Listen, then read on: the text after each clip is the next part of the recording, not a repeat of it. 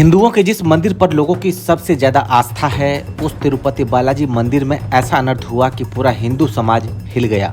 सरकार हिल गई और एक पूर्व मुख्यमंत्री जगन मोहन रेड्डी का तो पूरा पॉलिटिकल करियर दांव पर लग गया। क्या आप जानते हैं ये सब किस लिए हुआ?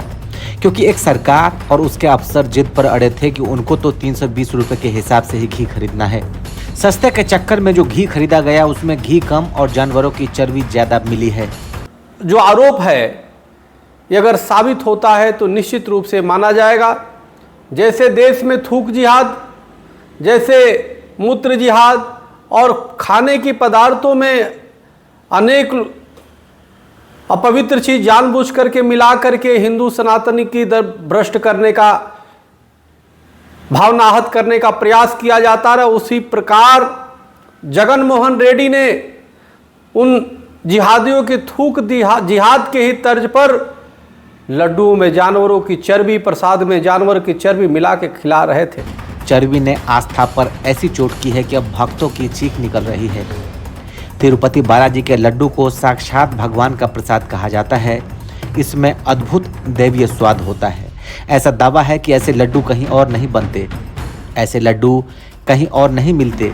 यही कहा जाता है कि इन लड्डुओं का प्रसाद ग्रहण नहीं किया तो तिरुपति बालाजी के दर्शन का पुण्य नहीं मिलता है। बालाजी के इन्हीं दिव्य लड्डुओं में अब मिलावट हो गई है। आरोप है कि बालाजी के लड्डुओं में जानवरों की चर्बी मिला दी गई। बालाजी के लाखों भक्त महीनों तक मिलावटी लड्डुओं का प्रसाद खाते रहे। ये आरोप किसी ऐरे गैरे ने नहीं लगाए, ये आरोप सूबे के मुख्यमंत्री चंद्रबाबू नायडू ने लगाए हैं। सबूत के तौर पर सीएम ने साइंटिफिक लैब की दो रिपोर्ट दी है। नेशनल डेयरी डेवलपमेंट बोर्ड की लैब रिपोर्ट में लिखा है कि तिरुपति से आए घी के सैंपल में फॉरेन फैट मिला है। फॉरेन फैट का मतलब है सोयाबीन का तेल, सूरजमुखी का तेल, जैतून का तेल, रेपसीड या कैनोला का तेल, अलसी का तेल, गेहूं के बीज, मक्का के बीज, कपास के बीज का तेल, नारियल का फैट और palm kernel fat. Foreign fat में ये सब भी होते हैं।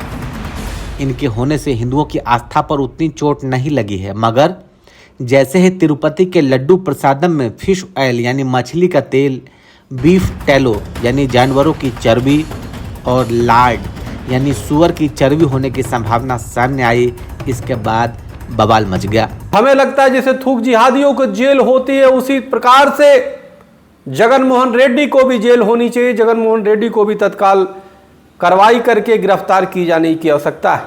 आप देखिए, एक मुख्यमंत्री पे बैठे हुए वो बार बार पहले भी धार्मिक भावना को आहत करते थे। मैं चंद्रबाबू नायडू को बहुत बहुत धन्यवाद दूंगा कि उन्होंने एक्सपोज किया है पूर्व मुख्यमंत्री जगन मोहन रेड्डी के इस तरह के पाप का।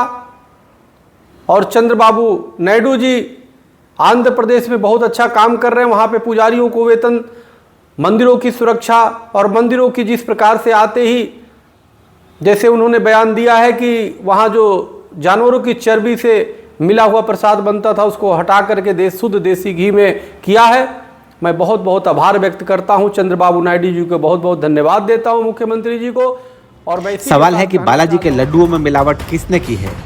बालाजी के लड्डुओं में जानवरों की चर्बी किसने डाली? बालाजी के लड्डू में मछली का तेल किसने मिलाया? करोड़ों हिंदुओं की आस्था पर चोट डालने वाली इस खबर को अच्छी तरह समझने से पहले ये समझना जरूरी है कि बालाजी के लड्डू बनते कैसे हैं। बेसन यानी चने की दाल का बारीक पाउडर, देसी घी, काजू, किशमिश, केसर, बादाम, इलायची और आंवला और अन्य सूखे मेवे। बालाजी के लड्डू यानी प्रसादम बनाने का तरीका वही है जैसे सामान्य लड्डू बनते हैं। इससे हर लड्डू बालाजी का प्रसाद नहीं हो जाता। तिरुपति के प्रसाद की सबसे खास बात इसे बनाने की प्रक्रिया है। तिरुमला तिरुपति देवस्थानम की रसोई, जिसे स्थानीय भाषा में पोटू कहते हैं। बालाजी के भोग के लड्डू सिर्फ और सिर्फ तिरुमला तिरुपति देवस्थानम की रसोई में बनते हैं। इसके लिए 600 ब्राह्मणों की टीम दिन रात शिफ्टों में काम करती है। यहाँ रोजाना 3.5 लाख लड्डू बनते हैं। 800 किलो काजू और 600 किलो किशमिश की रोजाना खपत होती है। बालाजी के लड्डू बनाने की एक एक सामग्री बहुत बारीकी से लाई जाती है। यहाँ तक कि बेसन घोलने का पानी भी तिरुपति के विशेष तालाब से ही लाया जाता है। केसर कश्मीर से मंगाए जाते हैं। सूखे मेवे राजस्थान और केरल से खरीदे जाते हैं। इलायची विशेष तौर पर केरल से ही आती है। बालाजी के इन लड्डुओं को बनाने की विधि पिछले 300 साल से नहीं बदली। 2009 में तिरुपति के लड्डू में जीआई टैग भी मिला।